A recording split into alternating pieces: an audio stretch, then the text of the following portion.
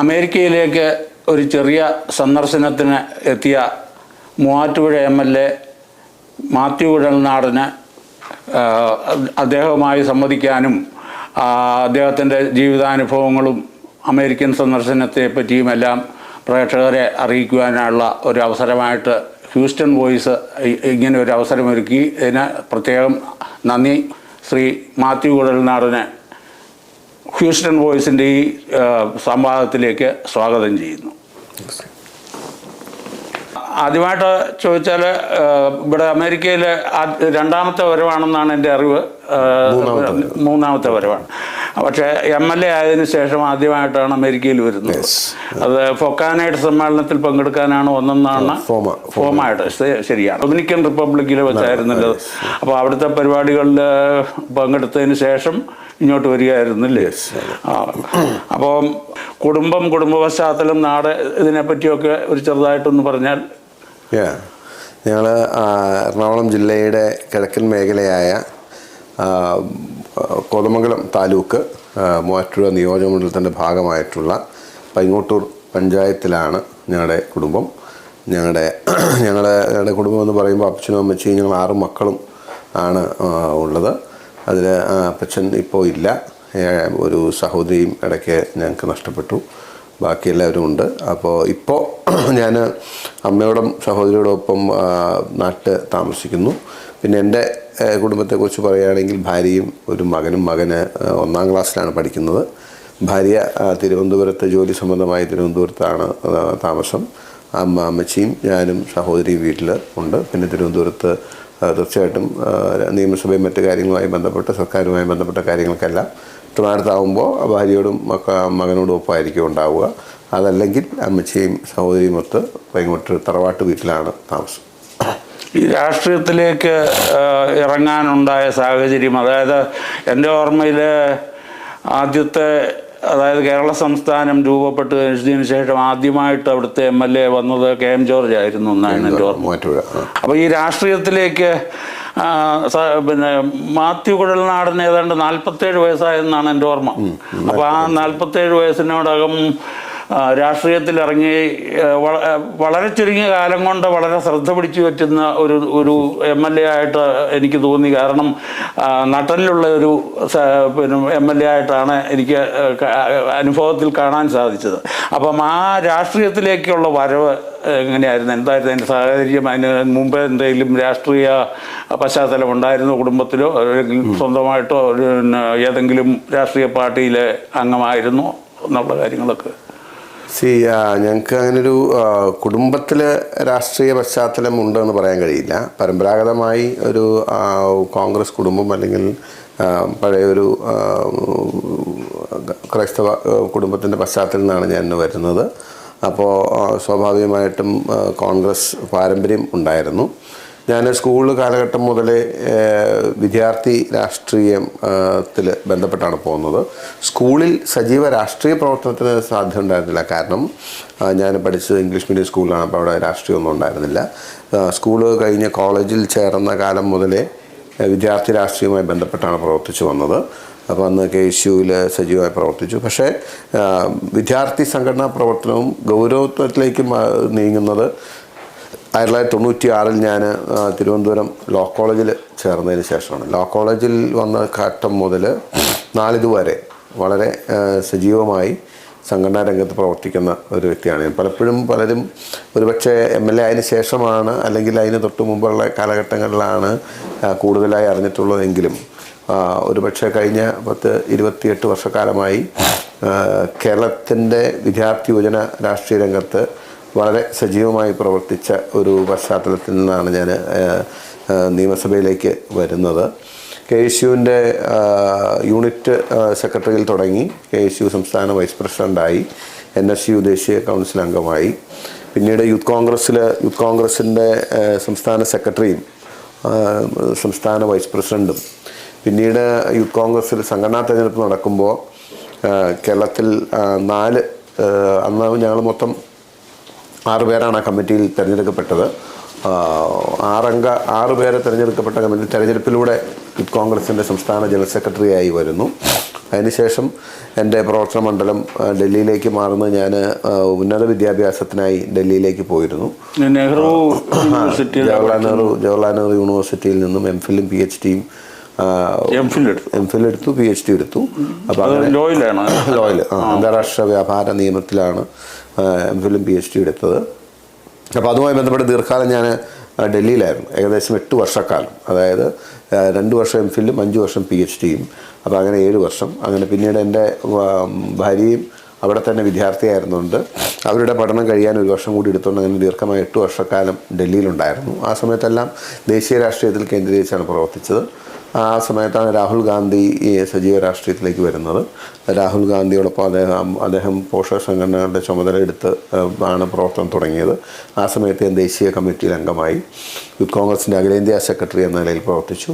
പിന്നീട് കേരളത്തിലേക്ക് മടങ്ങി. കേരളത്തിലെ ആദ്യത്തെ പ്രൊഫഷണൽ കോൺഗ്രസിൻ്റെ ശശി തരൂർ ദേശീയ അധ്യക്ഷനായിട്ടുള്ള, ദേശീയ ചെയർമാനായിട്ടുള്ള പ്രൊഫഷണൽ കോൺഗ്രസിൻ്റെ സംസ്ഥാന അധ്യക്ഷ പദം ഏറ്റെടുത്താണ് കേരള രാഷ്ട്രീയത്തിലേക്ക് മടങ്ങിയത്. പിന്നീട് KPCC ജനറൽ സെക്രട്ടറിയും KPCC ജനറൽ സെക്രട്ടറി ആയിരിക്കുമ്പോഴാണ് നിയമസഭയിലേക്ക് മത്സരിക്കുന്നത്. ഏത് വർഷമാണ്? അതായത് ഞങ്ങളിപ്പോൾ ഈ കഴിഞ്ഞ നിയമസഭാ തെരഞ്ഞെടുപ്പ് 2021 നിയമസഭയിലേക്ക് തിരഞ്ഞെടുക്കപ്പെടുന്നത്. അതാണ് ഒരു രാഷ്ട്രീയ പശ്ചാത്തലം എന്ന് പറയുന്നത്. അപ്പോൾ നിയമസഭയിലെ ആദ്യമായിട്ടാണ് ഈ 2021 ആദ്യമായിട്ടാണ് 2021 കാലഘട്ടത്തിലെ നിയമസഭയിൽ വരികയും ആദ്യമായിട്ട് മത്സരിച്ച് ആദ്യത്തെ മത്സരത്തിൽ ജയിക്കാൻ സാഹചര്യമുണ്ടായി. അങ്ങനെ നിയമസഭയിൽ ഇപ്പോൾ 3 വർഷം ഏകദേശം പൂർത്തിയാക്കി. 3 വർഷമായിട്ടും KM ജോർജ് മുതലുള്ള അവരെ ഞാൻ 62 ജനിച്ച ആളാണ്. അപ്പോഴത്തെ 52 ജനിച്ച ആളാണ്. അതായത് കേരള സംസ്ഥാനം രൂപപ്പെടുന്നതിനും ഏതാണ്ട് 4 വർഷം മുമ്പ് ജനിച്ച ആളാണ്.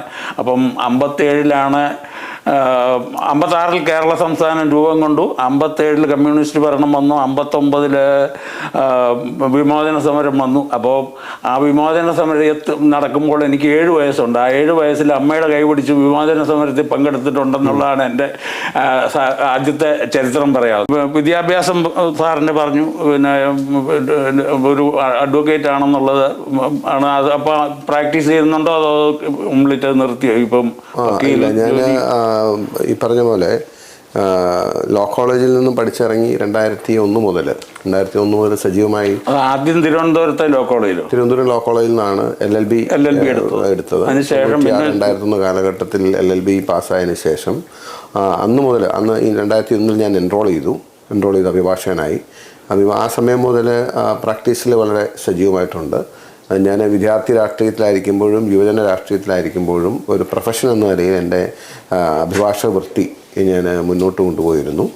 ഇപ്പോൾ MLA ആയതിനു ശേഷവും ഞാനത് എൻ്റെ പ്രൊഫഷൻ കൈവിട്ടിട്ടില്ല. കാരണം ഞാനത് എൻ്റെ വരുമാനത്തിന്, തൊഴിലും രാഷ്ട്രീയം സേവനത്തിന് എന്നുള്ളൊരു മുദ്രാവാക്യം മുന്നോട്ട് വെച്ച് പ്രവർത്തിക്കുന്ന ഒരു വിദ്യാർത്ഥി യുവജന കാലഘട്ടത്തിലാണ് ഞാൻ അങ്ങനെ ഒരു മുദ്രാവാക്യം മുന്നോട്ട് വെച്ചത്. പുതിയൊരു കാലഘട്ടത്തിൽ വരുമാനത്തിന് തൊഴിൽ, രാഷ്ട്രീയം, സേവനം എന്നതായിരിക്കണം പുതിയ കാലഘട്ടത്തിൻ്റെ ഒരു രാഷ്ട്രീയക്കാരുടെ അപ്രോച്ച് എന്ന് ഞാൻ പറഞ്ഞിരുന്നു. അത് ജീവിതത്തിൽ പ്രാവർത്തികമാക്കാൻ പരിശ്രമിക്കുന്നതിൻ്റെ ഭാഗമായി എൻ്റെ പൊളിറ്റിക്സിനോടൊപ്പം എൻ്റെ പ്രൊഫഷൻ ഞാൻ മുമ്പോട്ട് കൊണ്ടുപോകുന്നുണ്ട്. ഇന്ന് അമേരിക്കയിലേക്ക് പോരുന്നതിൻ്റെ തലേ ദിവസവും ഹൈക്കോടതിയിൽ വളരെ പ്രധാനപ്പെട്ട ഒരു കേസ് ആർഗ്യൂ ചെയ്ത് തീർത്തിട്ടാണ് പോകുന്നത്.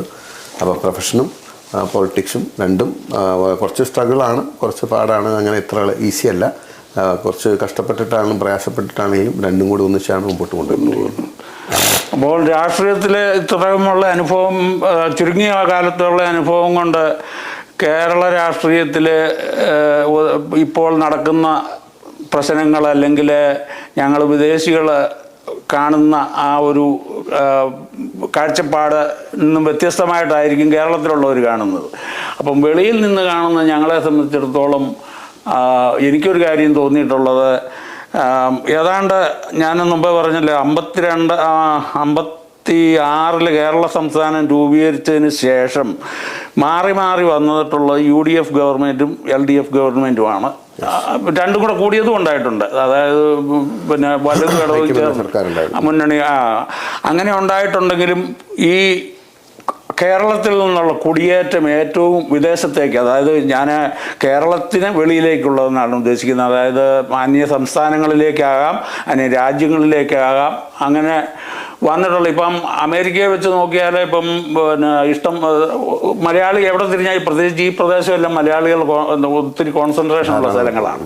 അപ്പം ചോദ്യം എന്താണെന്ന് ചോദിച്ചാൽ ഏതാണ്ട് എൻ്റെ നിരീക്ഷണത്തിൽ ഒരു 60കൾ മുതലാണ് കേരളത്തിൽ നിന്നുള്ള കുടിയേറ്റം ശക്തി പ്രാപിച്ചിരിക്കുന്നത്. അപ്പോൾ അതിന് എന്തുകൊണ്ടാണ്, അതായത് കേരള സംസ്ഥാനം രൂപീകരിച്ചു മുതലുള്ള കാലഘട്ടത്തിൽ തുടങ്ങിയ പ്രവാസമാണ് കേരളത്തിൽ നിന്നുണ്ടായിരിക്കുന്നത്. അത് ഒരുപക്ഷെ ഇപ്പോൾ കേരളത്തെക്കാൾ കൂടുതൽ ജനസംഖ്യ മലയാളികൾ കൂടുതൽ വിദേശത്താണെന്നാണ് എനിക്ക് തോന്നിയിരിക്കുന്നത്. കൃത്യമായ സ്റ്റാറ്റിസ്റ്റിക്സ് എൻ്റെ കയ്യിലില്ല, എങ്കിലും എൻ്റെ ഒരു പൊതുവെ വെച്ച് നോക്കിയാൽ, കാരണം അമേരിക്ക മലയാളി ഇല്ലാത്ത ലോകത്തിലൊരിടവും ഇല്ല. അപ്പോൾ ഇങ്ങനെ പോകുന്നത് എന്തുകൊണ്ടാണ്? അവിടുത്തെ രാഷ്ട്രീയത്തിൻ്റെ പരാജയമാണോ എന്നുള്ളതാണ് എൻ്റെ ചോദ്യം. രാഷ്ട്രീയത്തിൻ്റെ പരാജയം എന്ന് പറയുന്നതിനേക്കാളും അപ്രോപ്രിയേറ്റായിട്ട് എനിക്ക് തോന്നുന്നത് അതിന് ഒരു ആൻസർ, അതിൻ്റെ ഒരു റീസൺ പൊളിറ്റിക്കലി അനലൈസ് ചെയ്യപ്പെടേണ്ടതാണ് എന്നെനിക്ക് തോന്നിയിട്ടുണ്ട്. കാരണം സാമ്പത്തിക സാമൂഹ്യ കാരണങ്ങൾ ശക്തമായി അതിൻ്റെ പിന്നിലുണ്ട്. എന്നിരുന്നാൽ പോലും അതിൻ്റെ അകത്തെ രാഷ്ട്രീയ കാരണങ്ങളും ഇല്ല എന്ന് പറയാൻ കഴിയില്ല. കാരണം ഒരു സംസ്ഥാനത്തിൻ്റെ പുരോഗതിയും ഒരു സംസ്ഥാനത്തിൻ്റെ സാമ്പത്തിക അഭിവൃദ്ധിയുമൊക്കെ ഡിപ്പെൻഡ് ചെയ്യുന്നത് അവിടുത്തെ ഒരു രാഷ്ട്രീയ നേതൃത്വത്തിൻ്റെ വിഷൻ കൂടി വെച്ചിട്ടാണ്. അവരുടെ ദീർഘവീക്ഷണവും അതാണല്ലോ ഭരണം. ജനാധിപത്യത്തിൽ ഭരണം അല്ലെങ്കിൽ ആ ഒരു രാജ്യത്തിൻ്റെ ആണെങ്കിലും സംസ്ഥാനത്തിൻ്റെ ആണെങ്കിലും ഭാവി തീരുമാനിക്കപ്പെടുന്നത് ഭരണകർത്താക്കളുടെ അപ്രോച്ചിൻ്റെ ഭാഗമായിട്ടാണ്. ആ നിലയിൽ നോക്കുമ്പോൾ കേരളം ഒരുപാട് മേഖലകളിൽ നമുക്ക് നേട്ടമുണ്ടാക്കാൻ കഴിഞ്ഞു. നമ്മൾ രാജ്യത്തെ തന്നെ മികച്ച ഒരു സംസ്ഥാനമായി മാറാൻ കഴിഞ്ഞു. എന്നിരുന്നാൽ പോലും കേരളത്തിൽ നിന്നുമുള്ള ജനങ്ങളുടെ ഈ ഒഴുക്ക്, പ്രവാസികളുടെ അല്ലെങ്കിൽ ജനങ്ങളുടെ പ്രത്യേകിച്ച് ചെറുപ്പക്കാരുടെയും വിദ്യാർത്ഥികളുടെയും ഒരു പ്രവാസം, അത് ഇപ്പോൾ ഈ അടുത്ത കാലങ്ങളിൽ വളരെ വർദ്ധിച്ചു വരുന്നതായിട്ട് നമുക്ക് കാണാം. മുമ്പുള്ള ഓരോ ഘട്ടത്തിലും മൈഗ്രേഷന് ഓരോ രീതി ഉണ്ടായിരുന്നു. മുമ്പ് കാലഘട്ടങ്ങളിൽ ഒരു സമയത്ത് ഏറ്റവും മിടുക്കരായ ആളുകൾ അവസരം തേടി പോകുന്ന ഒരു സ്ഥിതിവിശേഷമായിരുന്നെങ്കിൽ പിന്നീട് ഗൾഫ് ഇതിലേക്ക് വരുമ്പോൾ ജോലിക്ക് വേണ്ടി അതല്ലെങ്കിൽ എന്തെങ്കിലും നിലയിൽ ഒരു തൊഴിൽ കണ്ടെത്തി വരുമാനം കാണുന്നതിന് വേണ്ടിയിട്ട് നാട്ടിൽ നിന്നും മനസ്സുകൊണ്ട് പറിച്ച് നടാതെ അല്ലെങ്കിൽ മനസ്സുകൊണ്ട് പോവാതെ ശരീരവും അല്ലെങ്കിൽ അവരുടെ കുടുംബമൊക്കെ ആയി വിദേശത്തേക്ക് പോയി അവിടെ ജോലി ചെയ്ത് പണം സമ്പാദിച്ച് അതുമായി തിരിച്ചു വന്ന് നാട്ടിൽ സെറ്റിലാവുന്ന ഒരു രീതി ഉണ്ടായിരുന്നു. അപ്പോൾ തൊഴിലിന് വേണ്ടിയിട്ടുള്ള ഒരു പ്രവാസം അല്ലെങ്കിൽ കുടിയേറ്റം എന്ന് പറയാൻ കഴിയും. പക്ഷേ തേർഡ് ഫേസിലേക്ക് വരുമ്പോൾ ഏറ്റവും അപകടകരമായ ഇപ്പോൾ അതിന് ശേഷമുണ്ടായൊരു പ്രവാസം എന്ന് പറയാം അല്ലെങ്കിൽ പ്രയാണം എന്ന് പറയുന്നത് കേരളം വിട്ട് ഇതര രാജ്യങ്ങളിൽ അല്ലെങ്കിൽ ഇതര സംസ്ഥാനങ്ങളിലൊക്കെ ജീവിതം തന്നെ അങ്ങോട്ട് മാറ്റി പറിച്ചു നടുന്നതിന് തയ്യാറെടുത്തുള്ള ഒരു പോക്ക് എന്നുള്ളതാണ്. ഏറ്റവും ഒടുവിലായി ഒരു ഡെസ്പറേറ്റ് മൈഗ്രേഷൻ കേരളത്തിൽ നടന്നു. പ്രത്യേകിച്ച് ചെറുപ്പക്കാർ, വിദ്യാർത്ഥികളും യുവാക്കളും വളരെ ഒരു നിരാശാബോധത്തോടു കൂടി നാട്ടിൽ നിന്നും എങ്ങനെയും പുറത്തു കടക്കുക, രക്ഷപ്പെടുക എന്നുള്ളൊരു മാനസികാവസ്ഥയിൽ എത്തി നിൽക്കുന്ന ഒരു ഡെസ്പറേറ്റ് മൈഗ്രേഷൻ്റെ കാഴ്ച. അത് വളരെ അപകടകരമായ, വളരെ ആശങ്കാജനകമായ, ഞങ്ങളെപ്പോലുള്ളവരെ പൊതുരംഗത്ത് നിൽക്കുന്നവരോ രാഷ്ട്രീയ നേതാക്കന്മാരോ എന്നതിനേക്കാൾ ഉപരി ഒരു കേരളത്തിൻ്റെ ഒരു ശരാശരി പൗരൻ അല്ലെങ്കിൽ കേരളത്തിലെ ഒരു മലയാളി എന്ന നിലയിൽ വലിയ ആശങ്കയോടുകൂടി നോക്കിക്കാണുന്ന ഒരു പുതിയ ഒരു ട്രെൻഡാണ് അത്. ചെറുപ്പക്കാർ നാടുവിടാൻ ആഗ്രഹിക്കുന്നു എന്നുള്ളത്.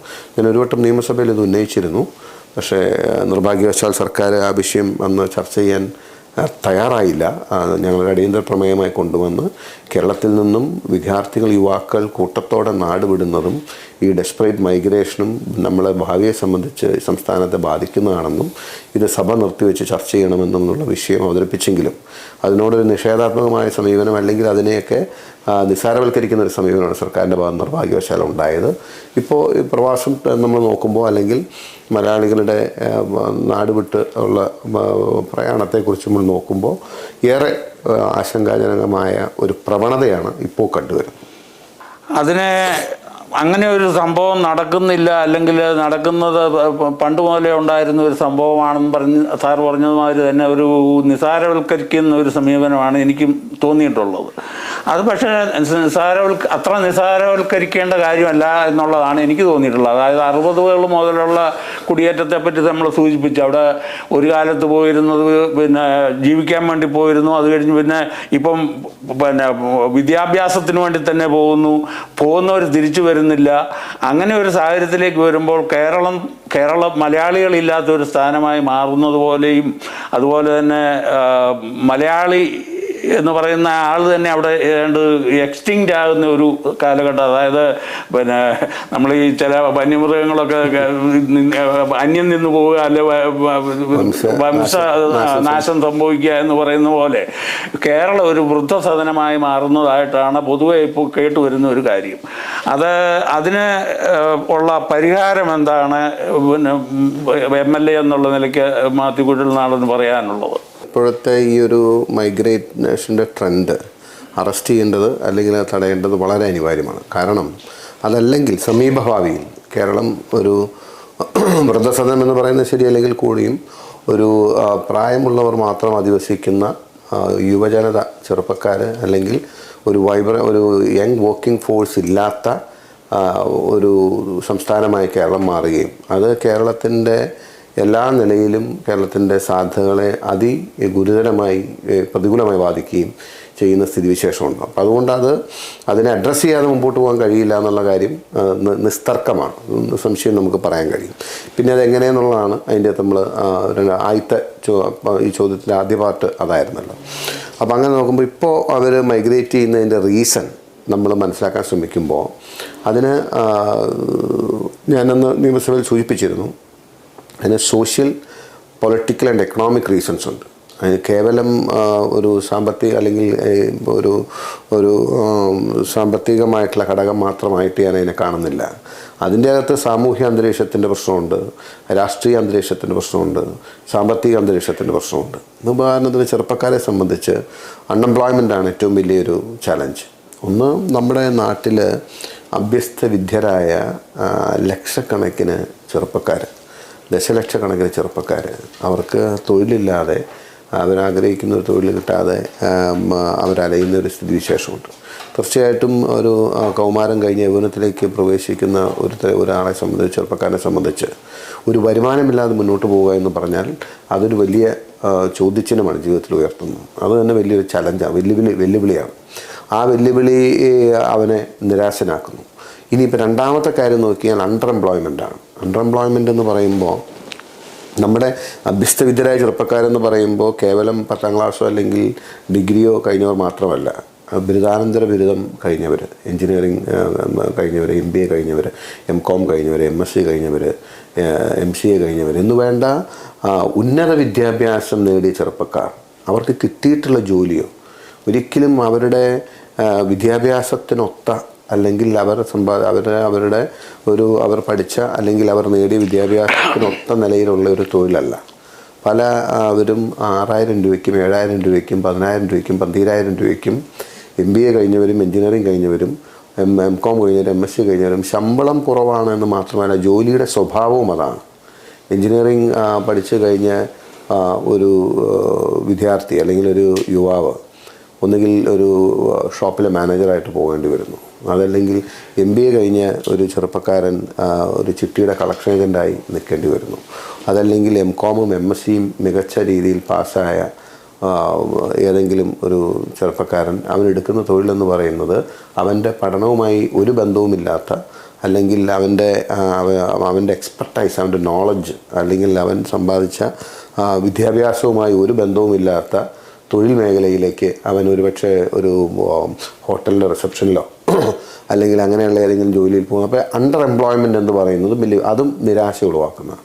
അപ്പോൾ ഇങ്ങനെ പിന്നെ മറ്റൊരു സാഹചര്യം ഇതാണ് ഇതിൻ്റെ ഒരു എക്കണോമിക് ആസ്പെക്റ്റ് എന്ന് പറയുന്നത്, അൺഎംപ്ലോയ്മെൻറ്റും അണ്ടർ-എംപ്ലോയ്മെൻറ്റും. അറ്റ് ദ സെയിം ടൈം ഇപ്പോൾ സോഷ്യൽ പാരാമീറ്റേഴ്സിലേക്ക് നോക്കുകയാണെങ്കിൽ ഇന്നൊരു ഗ്ലോബലൈസേഷൻ്റെ കാലമാണ്. നമുക്കറിയാം, അമേരിക്കയും കൊച്ചിയും അല്ലെങ്കിൽ അമേരിക്കയും ഞങ്ങളുടെ മൂവാറ്റുപുഴയോ അതല്ലെങ്കിൽ കടുത്തുരുത്തിയോ അതല്ലെങ്കിൽ കോട്ടയോ പാലായോ കൂത്താട്ടുകുളമൊന്നുമായിട്ട് അങ്ങനെ ഒത്തിരി ഫാർ ഡിസ്റ്റൻസിലല്ല. കൾച്ചറലി അല്ലെങ്കിൽ മറ്റു കാര്യങ്ങളെല്ലാം ഗ്ലോബലൈസേഷന് ശേഷം ഈ വിരൽത്തുമ്പിൽ എല്ലാ കാര്യങ്ങളും അറിയാൻ കഴിയുമെന്ന് പറഞ്ഞതുപോലെ അവർ അമേരിക്കയിലെ ജീവിതവും യൂറോപ്പിലെ ജീവിതവും അല്ലെങ്കിൽ മറ്റു സ്ഥലങ്ങളിലെ ജീവിതവും കാര്യങ്ങളും ദൈനംദിനം അറിഞ്ഞുകൊണ്ടിരിക്കുകയാണ്.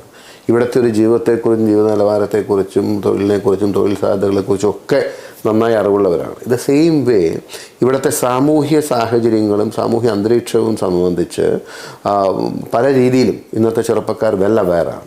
അപ്പോൾ അങ്ങനെ നിൽക്കുമ്പോൾ അവരിന്ന് ജീവിക്കുന്ന സാമൂഹ്യ അന്തരീക്ഷത്തെ അവർ വിലയിരുത്തി നോക്കുമ്പോൾ അതിൽ വളരെ ഒരു നിരാശാജനകമായ ഒരു സാമൂഹ്യ അന്തരീക്ഷം നാട്ടിൽ. ഞാനൊരു പെട്ടെന്ന് മനസ്സിലാകാൻ പാകത്തിന് സിമ്പിൾ എക്സാമ്പിൾ പറയുകയാണെങ്കിൽ, ഇപ്പോൾ കേരളത്തിൽ രാത്രി ഈ 10 മണി കഴിഞ്ഞ് ജീവിതം അല്ലെങ്കിൽ രാത്രി വൈകിട്ട് ഒരു 9 മണി കഴിഞ്ഞാൽ നോർമൽ ലൈഫ് കാണാൻ കഴിയുന്ന നഗരങ്ങൾ എത്രയുണ്ട്? നഗരങ്ങൾ ഒരുപക്ഷെ കൊച്ചിയോ കോഴിക്കോടോ ഈവൻ തിരുവനന്തപുരം പോലും ഉണ്ടെന്ന് എനിക്ക് തോന്നുന്നില്ല. ഒരു 9 മണി കഴിഞ്ഞാൽ നഗരം അങ്ങോട്ട് ശാന്തമായ ആൾ ഒഴിഞ്ഞു. പക്ഷേ ഇവർ കാണുന്നത് ഇപ്പോൾ ഓരോ ദിവസവും ഓരോ കാര്യങ്ങൾ ഇപ്പോൾ ടി വിയിലൂടെ അല്ലെങ്കിൽ ഒരു നാടിനെ പരിചയപ്പെടുത്തുമ്പോൾ അവിടെ ഒരു നോർമൽ ലൈഫ് എന്ന് പറയുന്നത് ആളുകൾ വന്ന് ജോലി കഴിഞ്ഞ് വൈകിട്ട് കുളിച്ച് വന്ന് പുറത്തേക്ക് ഇറങ്ങി റിലാക്സ് ചെയ്യുന്ന സമയം സ്റ്റാർട്ട് ചെയ്യുന്നത് ഒരുപക്ഷെ 9-10 മണിക്കായിരിക്കും. അവർക്ക് രാത്രി ഫുഡ് നൈറ്റ് ലൈഫ് എന്ന് പറയുമ്പോൾ തന്നെ തെറ്റിദ്ധരിക്കേണ്ട അല്ലെങ്കിൽ നമ്മുടെ നാട്ടിൽ തെറ്റായി നിർവചിക്കപ്പെട്ട ഒരു തെറ്റായ ഒരു കപട സദാചാര ബോധത്തിൻ്റെ പിടിയിൽ ഞെരിഞ്ഞമർന്ന ഒരു വാക്കാണ് നൈറ്റ് ലൈഫ് എന്ന് പറയുന്നത്. നൈറ്റ് ലൈഫ് എന്ന് പറഞ്ഞാൽ അപ്പം തന്നെ എന്തോ വിചാരവും അല്ലെങ്കിൽ മദ്യപാനമാണെന്നുള്ള തെറ്റിദ്ധാരണ ആൾക്ക് ഉണ്ടായിട്ടുണ്ട്. മറ്റ് പല നഗരങ്ങളിലും അല്ലെങ്കിൽ മറ്റു പല രാജ്യങ്ങളിലും സ്ത്രീകളടക്കമുള്ളവർ കുട്ടികളുമായി ഫാമിലിയായി ഭക്ഷണം കഴിക്കാൻ വളരെ ശാന്തമായി റിലാക്സ് ചെയ്ത് സ്ട്രെസ് ഫ്രീ ആയിട്ട് അവർ ഒന്ന് ഇറങ്ങുന്ന രാത്രി 10 മണിക്ക് 11 മണിക്കോ 12 മണിക്കൊക്കെ പോകുന്നു, കഴിച്ചിട്ട് വരുന്നു. അപ്പം നൈറ്റ് ലൈഫ് അവർ കാണുകയാണ്. അതുപോലുള്ള കാര്യങ്ങൾ ലിബറൽ സ്പേസസ് അല്ലെങ്കിൽ അങ്ങനത്തെ സാമൂഹ്യ അന്തരീക്ഷങ്ങൾ നമ്മുടെ നാട്ടിലില്ല എന്ന് മാത്രമല്ല പല നിലയിലും ഇന്നത്തെ ചെറുപ്പക്കാർ ഈ നമ്മൾ പരമ്പരാഗതമായി നമ്മൾ ശീലിച്ചു വന്ന പലതിനോടും അല്ലെങ്കിൽ പല സാമൂഹ്യ സാഹചര്യങ്ങളോടും സാമൂഹ്യ അന്തരീക്ഷങ്ങളോടും പൊരുത്തപ്പെടാൻ കഴിയാത്തവരാണ്. എപ്പോഴും എന്തെങ്കിലും പറഞ്ഞ ജാതിയോ മതമോ കാര്യങ്ങളൊക്കെ ഡിസ്കസ് ചെയ്യപ്പെടുന്നൊരു സമൂഹം, അതല്ലെങ്കിൽ എന്തിനും ഏതിനും ഒരു നമ്മൾ ഒരാളുടെ സ്വകാര്യതയെ മാനിക്കാത്ത ഒരു സമീപനം, ഒരാളുടെ വ്യക്തിപരമായിട്ടും കുടുംബപരമായിട്ടുള്ള കാര്യങ്ങളിലേക്ക് ചൂഴ്ന്നു നോക്കുന്ന അത് ഈവൻ നമ്മളിപ്പോൾ പറയാം, ഇപ്പം നിങ്ങളുടെ ഫീൽഡ് നമ്മുടെ വാർത്തകൾ അല്ലെങ്കിൽ നമ്മൾ ചർച്ച ചെയ്യപ്പെടുന്ന വിഷയങ്ങൾ ഇതൊന്നും പുതിയൊരു കാലഘട്ടത്തെ ഒരു പുതിയൊരു തലമുറയോ പ്രചോദിപ്പിക്കുന്നതോ അവർ റിലേറ്റ് ചെയ്യുന്നതല്ല. ഇതൊക്കെ ഇറലവൻ്റായിട്ടും ഒട്ടും ഒരു പ്രസക്തമല്ലാത്ത വിഷയങ്ങളായി അവർക്ക് തോന്നുകയാണ്. അപ്പോൾ ഒരു സാമൂഹ്യമായിട്ടുള്ളൊരു അന്തരീക്ഷത്തിൽ ഒരു ശ്വാസം മുട്ട് അനുഭവിക്കുന്ന ഒരു യുവത്വത്തെ നമുക്കവിടെ കാണാൻ കഴിയും. അതൊരു പ്രശ്നമാണ്. അപ്പം അങ്ങനെ വരുമ്പോൾ സാമൂഹ്യമായിട്ടുള്ള ഒരു കുറച്ചുകൂടി ലിബറൽ സ്പേസസിലേക്ക് പോകാനുള്ളത് പലപ്പോഴും ഞാൻ വിചാരിച്ചിട്ടുണ്ട്. പലപ്പോഴും ഈ വിദേശത്ത് പോകുന്ന കുട്ടികളാരും വളരെ ഇപ്പോൾ എല്ലാവരുടെയും ധാരണ കേരളം വിട്ടുന്ന ഒന്നുമില്ല അമേരിക്കയിലേക്ക് വന്നാൽ അല്ലെങ്കിൽ യൂറോപ്പിലേക്ക് വന്നാൽ അല്ലെങ്കിൽ മറ്റേതെങ്കിലും രാജ്യത്തേക്ക് പോയാൽ വെറുതെ വീട്ടിലിരിക്കുമ്പോൾ വളരെ സുഭിക്ഷമായ ഭക്ഷണവും സുഭിക്ഷമായ കാറും വണ്ടിയും സംവിധാനങ്ങളും എല്ലാം വരും, പിന്നെ ഒന്നും നോക്കാൻ. No, they are working so hard. അപ്പം നിങ്ങളോട് പറയേണ്ട കാര്യമില്ല. അമേരിക്കയിൽ തൊഴിലെടുക്കാതെ അധ്വാനിക്കാതെ ഏതെങ്കിലും ഒരാൾക്ക് ജീവിക്കാൻ കഴിയും. നല്ല നിലയിൽ ജീവിക്കണമെന്ന് ആഗ്രഹമുണ്ടെങ്കിൽ തീർച്ചയായിട്ടും കഠിനാധ്വാനം തന്നെ ചെയ്യണം എന്നുള്ളതാണ് ഞാൻ മനസ്സിലാക്കിയിട്ടുള്ള കാര്യം. ഈ വരുന്ന കുട്ടികളുമെല്ലാം വളരെ കഠിനാധ്വാനം ചെയ്യുകയാണ്, അതല്ലാതെ അവരാരും സൂഹിക്കുകയല്ല. പക്ഷേ ആ കഠിനാധ്വാനം ചെയ്യുമ്പോഴും അവരെ പിടിച്ചു നിർത്തുന്നത് കോമ്പൻസേറ്റ് ചെയ്യുന്നത് ഇവിടുത്തെ സാമൂഹ്യ അന്തരീക്ഷം അവർക്കൊരു റിലാക്സിങ് ആണ്. അവർക്ക് ഒരു ശ്വാസം വിടാൻ കഴിയുന്ന അവർക്ക് കുറച്ചുകൂടി ഒരു ഇതാണ്. അതാണ് അവിടെ മെയിനായിട്ട് പ്രശ്നം അവിടെയാണ്. ഇപ്പോൾ ഇവിടെ വന്ന് വലിയ ശമ്പളത്തിലോ അല്ലെങ്കിൽ വലിയ ആഡംബരങ്ങളിലോ അല്ലെങ്കിൽ സൗഭാഗ്യങ്ങളിലോ മുഴുകിയില്ലെങ്കിൽ പോലും ഒരു കുറച്ചുകൂടി റിലാക്സിങ് ആയിട്ടുള്ള ലിബറലായിട്ടുള്ള സാമൂഹ്യ അന്തരീക്ഷത്തിൽ വന്നതിൻ്റെ ഒരു സന്തോഷം അവൻ അനുഭവിക്കും. ആ നാട്ടിൽ അതുമില്ല, ഈ തൊഴിലുമില്ല. അപ്പോൾ അങ്ങനെ വരുമ്പോൾ ദേ ഫീൽ ബെറ്റർ. അല്ലെങ്കിൽ അവിടത്തേനൊക്കെ ബെറ്ററാണ് ഇവിടെ എന്ന് വെച്ചാൽ ബെറ്ററാണെന്ന് പറയും. അപ്പോൾ ഇതിനെ നമ്മൾ കാണണം. പിന്നെ രാഷ്ട്രീയ അന്തരീക്ഷം നമ്മൾ പറഞ്ഞാൽ നമുക്കറിയാം ഇന്നത്തെ തലമുറ രാഷ്ട്രീയത്തോട് വളരെ അകന്നു നിൽക്കാൻ കാരണം എന്താണ്? നമുക്ക് കേരളത്തിൽ നമ്മൾ പരിശോധിച്ചാൽ കഴിവും പ്രാപ്തിയും നല്ല കാഴ്ചപ്പാടുമുള്ള ചെറുപ്പക്കാരുണ്ടെങ്കിലും അവരാരും വിദ്യാർത്ഥി രാഷ്ട്രീയമൊക്കെ നമ്മൾ പരിശോധിച്ചാൽ സാമൂഹ്യ വിരുദ്ധരെന്ന് പറയാൻ കഴിയുന്ന, ഞാൻ ആ വാക്കുപയോഗിക്കുന്ന ക്ഷമിക്കണം, പലപ്പോഴും ഇതുപോലുള്ള പ്രവർത്തനങ്ങളിൽ ഏർപ്പെടുന്നവരും ഒട്ടും ക്വാളിറ്റി ലൈഫിൽ ഡെമോൺസ്ട്രേറ്റ് ചെയ്യാത്തവരുമൊക്കെ ലീഡർഷിപ്പിൽ വരികയും വിദ്യാർത്ഥി യുവജന സംഘടനകളെ തന്നെ പൊതു സമൂഹത്തിന് മുമ്പിൽ വിലയിരുത്തപ്പെടുന്നത്, അല്ലെങ്കിൽ കോടതികളുടെ വിമർശനമൊക്കെ വരുന്ന അവർ ചെയ്യുന്ന കാര്യങ്ങൾ, രീതികളൊക്കെ അങ്ങേയറ്റം ഫ്രസ്ട്രേറ്റിംഗ് ആയിട്ടുള്ള വളരെ ഡെസ്പറേറ്റും ഡിസപ്പോയിൻറ്റിങ്ങുമായിട്ടുള്ള ഒരു സമീപന രീതികളാണ് പലപ്പോഴും കാണാൻ കഴിയുന്നത്. അപ്പോൾ അത് പൊളിറ്റിക്കലി നോക്കുമ്പോൾ നമ്മുടെ നാട്ടിൽ ഒട്ടും ഒരു ഹോപ്പ് കൊടുക്കുന്ന ഒരു രാഷ്ട്രീയ അന്തരീക്ഷം ഉരുത്തിരിഞ്ഞ് വരുന്നില്ല. അപ്പോൾ ഞാൻ നേരത്തെ പറഞ്ഞ പോലെ സാമ്പത്തികമായിട്ടും സാമൂഹ്യമായിട്ടും രാഷ്ട്രീയപരമായിട്ടും പുതിയ ഒരു തലമുറയെ ഒട്ടും പ്രചോദിപ്പിക്കുന്ന ഒരു അന്തരീക്ഷം നാട്ടിലില്ലാത്തതുകൊണ്ടാണ് യുവജനത, വിദ്യാർത്ഥികൾ ഇതുപോലെ നാടുവിടുന്നത്. അതുകൊണ്ട് ആ അന്തരീക്ഷങ്ങൾക്ക് മാറ്റം വരിക എന്നുള്ളതാണ് ഇതിൻ്റെ പരിഹാരമായി ഞാൻ കാണുന്നത്. കേരള സംസ്ഥാനം രൂപപ്പെട്ടതിന് ശേഷം ഇത്രയും കാലം കഴിഞ്ഞിട്ട് ഈ രണ്ട് പാർട്ടികളും പ്രധാനമായിട്ട് ഞാൻ ജസ്റ്റ് രണ്ടായിട്ട് തിരിക്കുകയാണ്. അതായത് ഇടതും വലതും എന്നുള്ള രണ്ട് പക്ഷം. ആ രണ്ട് പക്ഷങ്ങൾ ഭരിച്ചിട്ട് കേരളം വികസിച്ചു എന്ന് ഒരിടത്ത് പറയുമ്പോൾ യഥാർത്ഥത്തിൽ അവിടുത്തെ രാഷ്ട്രീയ സാഹചര്യം കൊണ്ടാണോ, അതോ എനിക്ക് തോന്നിയിരിക്കുന്നത് അതിനേക്കാൾ കൂടുതലായിട്ട് ആ 60കൾ മുതൽ ആണ് ഏറ്റവും കൂടുതൽ കേരളത്തിൽ നിന്നുണ്ടായിരിക്കുന്നത്. ആ കാലഘട്ടം മുതലാണ്, ഫ്രം 60s. അപ്പോൾ ആ 60കൾ മുതൽ പിന്നെ കേരളം ഏതെങ്കിലും വിധത്തിൽ ഇപ്പം നാട്ടിലോട്ട് ഇറങ്ങി തിരിച്ചാൽ ഇഷ്ടം പോലെ വലിയ വിലപിടിപ്പുള്ള കെട്ടിടങ്ങളൊക്കെ ധാരാളം ഉണ്ടാകുന്നുണ്ട്. അത് ഭരണത്തിൻ്റെ നേട്ടമാണോ, അല്ലാതെ അതോ പ്രവാസികളുടെ പണം വന്നുണ്ടായ സമ്പൽ സമൃദ്ധിയാണോ എന്നുള്ളതാണ് എൻ്റെ ഒരു ചോദ്യം.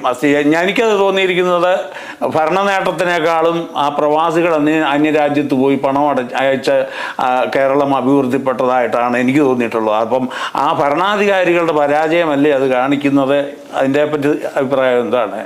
അല്ല, അതിൻ്റെ ഒരു പാർഷ്യലായിട്ട് അതിനെ അംഗീകരിക്കാതിരിക്കാൻ കഴിയില്ല. കാരണം കേരളത്തിൻ്റെ റെമിറ്റൻസ്, അല്ലെങ്കിൽ കേരളത്തിലെ ജനറേറ്റ് ചെയ്യുന്ന പണത്തിൻ്റെ ഏകദേശം കാലാന്തരത്തിൽ അതിന് മാറ്റം വന്നിട്ടുണ്ട്. പക്ഷേ ഒരു വലിയൊരു പീരീഡ് നമ്മൾ പരിശോധിക്കുകയാണെങ്കിൽ 20% മുതൽ 30% വരെ കേരളത്തിൽ ജനറേറ്റ് ചെയ്യുന്ന പണം എന്ന് പറയുന്നത് ഫോറിൻ റെമിറ്റൻസ്, വിദേശ പ്രവാസികൾ പുറത്തുനിന്ന് കേരളത്തിലേക്ക് അയക്കുന്ന പണമായിരുന്നു എന്ന് നമുക്ക് മനസ്സിലാക്കാൻ കഴിയും കേരളത്തിൻ്റെ സമ്പദ്ഘടന പഠിക്കുമ്പോൾ. അപ്പോൾ അതിൻ്റെ വലിയ മാറ്റങ്ങൾ തീർച്ചയായിട്ടും കേരളത്തിലുണ്ടായിട്ടുണ്ട്. കേരളത്തിൽ നല്ല വീടുകൾ, മറ്റ് സ്ഥാപനങ്ങൾ, മറ്റ് കടമുറികൾ, കെട്ടിടങ്ങൾ, commercial establishments, investments, hotels, restaurants ഒക്കെ അതിൻ്റെ പിന്നിലൊക്കെ പ്രവാസികളുടെ അധ്വാനത്തിൻ്റെ പണം അവിടെ കേരളത്തിൻ്റെ വികസനത്തിൻ്റെ വലിയൊരു പങ്ക് പ്രവാസികൾ വഹിച്ചിട്ടുണ്ടെന്നുള്ളത് ആരും തർക്കിക്കുമെന്ന് എനിക്ക് ഒരു രാഷ്ട്രീയ നേതാവും അതിനെ ഡിസ്പ്യൂട്ട് ചെയ്യുമെന്ന് എനിക്ക് തോന്നുന്നില്ല. പക്ഷേ അതനുസരിച്ചുള്ളൊരു അന്തരീക്ഷം വന്നാൽ ഒരു ഇൻവെസ്റ്റ്മെൻറ്റ് ഫ്രണ്ട്ലി ആയിട്ടുള്ള അന്തരീക്ഷം ക്രിയേറ്റ് ചെയ്യാനും നമുക്ക് കഴിഞ്ഞില്ല. പണ്ട് എനിക്ക് 80കളിൽ ഇറങ്ങിയ ആ ഒരു സിനിമ നിങ്ങൾക്ക് ഓർമ്മയുണ്ടല്ലോ, ഒരു പ്രവാസി അവൻ്റെ അധ്വാനം കൊണ്ടുവന്ന് ഒരു ബസ് വാങ്ങി ഓടിക്കാൻ ശ്രമിച്ച മോഹൻലാലിൻ്റെ കഥാപാത്രത്തെ നമുക്ക് ഓർമ്മയുണ്ട്. അതൊരു സമൂഹത്തിൻ്റെ ഒരു നേർക്കാഴ്ചയാണ് അദ്ദേഹത്തിന്. അപ്പം അന്ന് മുതലേ നിൽക്കുന്ന അന്തരീക്ഷം അതാണ്. അങ്ങനെ ഒരു റിയൽ സംഭവം നടന്നായിരുന്നല്ലോ അടുത്തിടയ്ക്ക്. ഞാൻ പറഞ്ഞു 80കൾ മുതൽ അതേ സംഭവവും അതിൻ്റെ ആളുകളോ കാലഘട്ടമോ ഊരും പേരും മാറി എന്നുള്ളതല്ലാതെ അത് 2020-23 അത് സംഭവിക്കുകയാണ്. 24-23 അന്തരീക്ഷം മാറിയിട്ടില്ല. അപ്പോൾ അത് കാണിക്കുന്ന നമുക്ക് അടിസ്ഥാനപരമായി കേരളത്തിലെ സാഹചര്യങ്ങളെ മാറ്റുന്നതിൽ പരാജയം ഉണ്ടായിട്ടുണ്ട്. അത് ഞാൻ ഏതെങ്കിലും ഒരു പാർട്ടിയോ ഏതെങ്കിലും ഒരു മുന്നണിയോ ഞാൻ പറയാൻ ആഗ്രഹിക്കുന്നില്ല. ഓവർ ദ ഇയേഴ്സ് ഭരണം നടത്തിയ എല്ലാവർക്കും അതിൽ ഉത്തരവാദിത്വമുണ്ട്. എന്നാൽ കുറേയൊക്കെ മാറി വരുന്നുണ്ടോ എന്ന് ചോദിച്ചാൽ മാറി വരുന്നുണ്ടെന്ന് ഞാനൊരു ശുഭാപ്തി വിശ്വാസമുള്ള ആളാണ്. അതുകൊണ്ട് അങ്ങനെ പറയാനാണ് ഞാൻ ആഗ്രഹിക്കുന്നത്. പക്ഷെ എന്നാലും ഇതൊന്നും പോരാ. ഒരു വലിയ ഡ്രാസ്റ്റിക് ചേഞ്ച് കേരളത്തിൻ്റെ ഒരു പൊളിറ്റിക്കൽ ലാൻഡ്സ്കേപ്പിൽ ഉണ്ടാകണം, പൊളിറ്റിക്കൽ അപ്രോച്ചിലുണ്ടാകണം, അഡ്മിനിസ്ട്രേഷനിലുണ്ടാകണം, കാഴ്ചപ്പാടിലുണ്ടാവണം. കേരളത്തിൻ്റെ പൊതുവായിട്ടുള്ള ഒരു ഭരണരംഗത്ത് കാതലായ മാറ്റങ്ങൾ കൊണ്ടുവന്നാൽ മാത്രമേ ഈ തരത്തിലുള്ള ഒരു അന്തരീക്ഷത്തെ നമുക്ക് മാറ്റിയെടുക്കാൻ കഴിയുള്ളൂ. ആ നിലയ്ക്കുള്ള മാറ്റങ്ങളുണ്ടെങ്കിൽ മാത്രമേ നമുക്ക് നമ്മൾ ആഗ്രഹിക്കുന്ന പോലെ പ്രോഗ്രസ് സാധ്യമാവത്തുള്ളൂ. പ്രവാസികളുടെ സംഭാവന നിസ്തുലമാണ്. നമ്മൾ കേരളം എന്നും പ്രവാസികളോട് കടപ്പെട്ടിരിക്കുകയാണ്. കാരണം ഒരുപാട് വീടുകളിൽ എത്രയോ തലമുറകളുടെ വിദ്യാഭ്യാസം സാധ്യമാക്കിയത് സാധ്യമാക്കിയത് പ്രവാസികൾ അയച്ച പണമാണ്. കുട്ടികളെ നല്ല സ്കൂളുകളിൽ കോളേജുകളിൽ വിട്ട് പഠിപ്പിക്കാൻ കഴിഞ്ഞത് അവരുടെ അച്ഛനും അമ്മയും ഒക്കെ വിദേശത്ത് പോയി അധ്വാനിച്ച പണം കൊണ്ടാണ്. പിന്നെ പലരും പല വീടുകളിലും എത്രയോ വീടുകൾ വളരെ ശോചനീയമായിരുന്ന വീടുകൾ മാറ്റി പുതിയ വീടുകൾ പണിയാൻ കഴിഞ്ഞത് ഒന്നിലിപ്പം മക്കൾ ഉപന്യാസം കഴിഞ്ഞ് വിദേശത്ത് പോയ അവരുണ്ട്. അവരുടെയൊക്കെ അധ്വാനത്തിൻ്റെ നമ്മൾ കൺമുമ്പിൽ മാറ്റങ്ങൾ ഉണ്ടാക്കിയിട്ടുണ്ട്. പ്രവാസികളോട് തീർച്ചയായിട്ടും കേരള സമൂഹത്തിന് വലിയ കടപ്പാടുണ്ട്. അതാരും നിഷേധിക്കുമെന്ന് എനിക്ക് തോന്നുന്നില്ല. ഈ പൊതുവെ ഇപ്പോൾ കണ്ടുവരുന്ന ചില കാര്യങ്ങൾ, വിദ്യാഭ്യാസം കഷ്ടപ്പെട്ട പിന്നെ 2-3 ഡിഗ്രികളും എടുത്ത് പ്രൊഫഷണൽ ഇതെല്ലാം നടത്തി PSC ടെസ്റ്റും ഒക്കെ എഴുതി വളരെ കാത്തിരിക്കുന്ന സന്ദർഭങ്ങളിൽ പലപ്പോഴും പറ്റുന്നത് ഇടപെട്ട്, ഞാൻ ഒരു പാർട്ടിയെ പ്രത്യേകം എടുത്ത് പറയുകയല്ല, ഞാനത് കണ്ടിട്ടുണ്ട്. കാര്യം ഞാൻ പിന്നെ നാട്ടിൽ ജീവിച്ചപ്പോഴത്തേനും എനിക്കൊരു ജോലി കിട്ടാൻ അർഹത ഉണ്ടായിരുന്ന അന്ന് കൈക്കൂലി കൊടുക്കാൻ പറ്റാത്തതുകൊണ്ട് ആ ജോലി ഞാൻ കൃത്യമായിട്ടൊന്നും പറയുന്നില്ല, ഒരു സർക്കാർ ഉദ്യോഗത്തിൽ കയറാനുള്ള റിട്ടൺ ടെസ്റ്റും ഫിസിക്കൽ ടെസ്റ്റും എല്ലാം പാസ്സായിട്ടും അന്നൊരു 50,000 രൂപ കൈക്കൂലി കൊടുക്കാനുണ്ടായിരുന്നെങ്കിൽ ജോലി കിട്ടുക കൊടുക്കാഞ്ഞത് കാരണം ആ ജോലി നഷ്ടപ്പെട്ട അനുഭവം എനിക്കുണ്ട്. അപ്പോൾ ഞാൻ പറഞ്ഞു വന്നത് എന്താണെന്ന് ചോദിച്ചാൽ, അങ്ങനെയുള്ള സാഹചര്യത്തിൽ നമ്മുടെ ഇപ്പോൾ ഈ പഠിച്ചു വരുന്ന കുട്ടികൾ അതായത് അർഹതപ്പെട്ടവർ നിൽക്കുമ്പോൾ ചില സർക്കാരുകൾ അവരുടെ പിന്നണി ആൾക്കാരും കൂടെ ഇടപെട്ട് അവർക്ക് ജോലി കൊടുക്കുന്നതും അതുപോലെ തന്നെ പിന്നെ ഉന്നത ബിരുദങ്ങൾ പോലും കാശ് കൊടുത്താൽ കിട്ടാവുന്ന ഒരു സാഹചര്യം ഉണ്ട്. അതിനെപ്പറ്റി അഭിപ്രായം എന്താണ്? തീർച്ചയായിട്ടും ഞാൻ നേരത്തെ പറഞ്ഞ സാമൂഹ്യ അന്തരീക്ഷങ്ങളിൽ യുവാക്കളെ നിരാശപ്പെടുത്തുന്ന സാമൂഹ്യ അന്തരീക്ഷങ്ങളിൽ ഒന്നാണ് ഇപ്പോൾ അങ്ങ് സൂചിപ്പിച്ച ഈ വിഷയം. കാരണം നമ്മുടെ ഞാനിപ്പോൾ MLA ആയിരിക്കുമ്പോൾ തന്നെ എന്നെ എത്രയോ പേരാണ് ചെറുപ്പക്കാർ കാണാൻ വരുന്നത്. അവരുടെ വിഷമം എന്ന് പറയുന്നത് അവരൊക്കെ നല്ല മിടുക്കരും കഴിവുള്ളവരും പ്രാപ്തിയുള്ളവരും നന്നായി പഠിച്ച് മുഴുവൻ ഇരുന്ന് പഠിച്ച് PSC റാങ്ക് ലിസ്റ്റിൽ ഇടം പിടിക്കാന്ന് വെച്ചാൽ എന്ത് പ്രയാസമാണെന്ന് നമുക്കറിയാം. PSC പരീക്ഷ പാസ്സായി റാങ്ക് ലിസ്റ്റിൽ ഇടം പിടിച്ച് ഒരു ജോലി കിട്ടി ജീവിതം ശോഭനമാകും അല്ലെങ്കിൽ സുരക്ഷിതമാകുമെന്ന് പ്രതീക്ഷിച്ച് കാത്തിരിക്കുന്നവരാണ്. അവരുടെ റാങ്ക് ലിസ്റ്റിൻ്റെ കാലാവധി 3 വർഷമാണ്. 1 വർഷം കഴിഞ്ഞു, 2 വർഷം കഴിഞ്ഞു, 2.5 വർഷം കഴിഞ്ഞും ആ റാങ്ക് ലിസ്റ്റിൽ നിന്ന് ഒരു നിയമനവും ഈ സർക്കാർ നടത്തുന്നില്ല. സാറ് നിയമസഭയിൽ ഉന്നയിച്ച് ഞങ്ങളുടെ റാങ്ക് ലിസ്റ്റ് ഇതിൽ ഇത്ര വേക്കൻസി നിൽക്കുന്നു, അവിടെ എല്ലാം താൽക്കാലിക ആളുകളെ നിയമിച്ച് കോൺട്രാക്ട് ബേസിൽ ആളെടുത്ത് സ്വജനപക്ഷപാതം നടത്തി ഞങ്ങൾക്കും രാഷ്ട്രീയപരമായി പിടിയില്ലാത്തതുകൊണ്ട് ഞങ്ങളാരും വന്നുമില്ല. അപ്പോൾ ആ നിലയിൽ ഞങ്ങളുടെ അവസരങ്ങൾ നഷ്ടപ്പെടുകയാണ്. ഇനി എത്രയോ തന്നെ ഞാനിപ്പോൾ MLA മത്സരിക്കുന്നതിന് മുമ്പ് അവസാനം പങ്കെടുത്ത സമരം എന്ന് പറയുന്നത് PSC ഉദ്യോഗാർത്ഥികളുടെ സമരത്തിന് ഐക്യദാർഢ്യം പ്രഖ്യാപിക്കാൻ ഞാൻ തിരുവനന്തപുരത്ത് പോകുമ്പോൾ കണ്ട കാഴ്ച അത് നമ്മൾ ആരും സഹിക്കില്ല.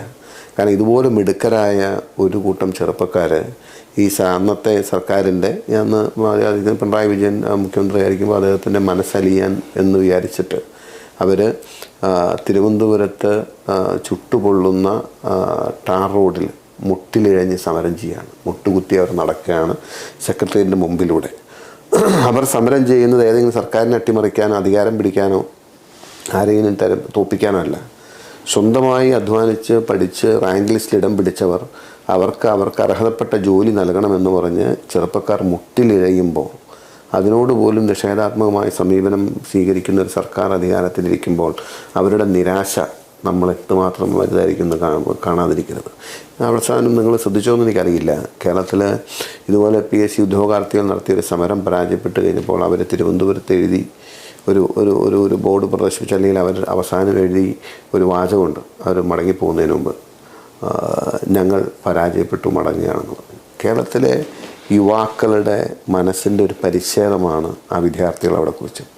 ഞങ്ങൾ പരാജയപ്പെട്ട് മടങ്ങുന്നുവെന്ന് അങ്ങനെ സാധാരണ വിദ്യാർത്ഥികൾ ഒരു സമരം തോറ്റാലും അങ്ങനെ എഴുതത്തില്ല. That is out of desperation, disappointment.